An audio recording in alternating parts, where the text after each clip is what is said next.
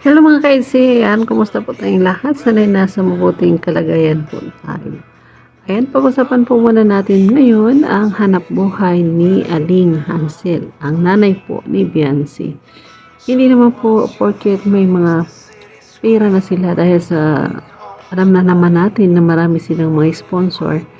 Pero hindi talaga sila umaasa, di ba? Makikita naman natin na sila ay nagsisipag pa rin maghanap buhay kahit alam natin na binagyo na po sila ng blessings.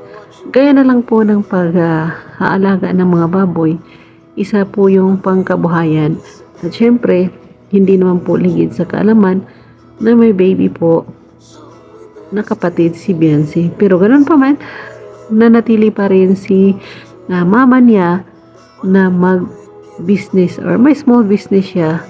At yan po ay nagtitinda po siya ng mga relo at nilalako po niya. At yung iba naman ay o-order, magmi-message na lang sa kanya at pupuntahan niya po iyon. At nalaman po natin yan kasi nga masisipag sila, hindi sila yung basta na lang uupo-upo, maghihintay ng tulong.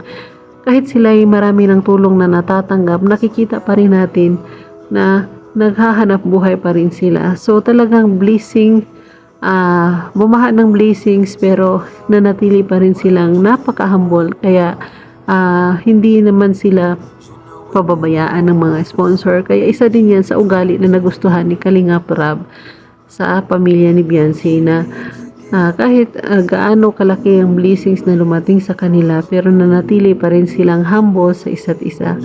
At yun na nga, napakabait naman talaga ni Biancy. Syempre, yung mga magulang niya mabait din at masisipag.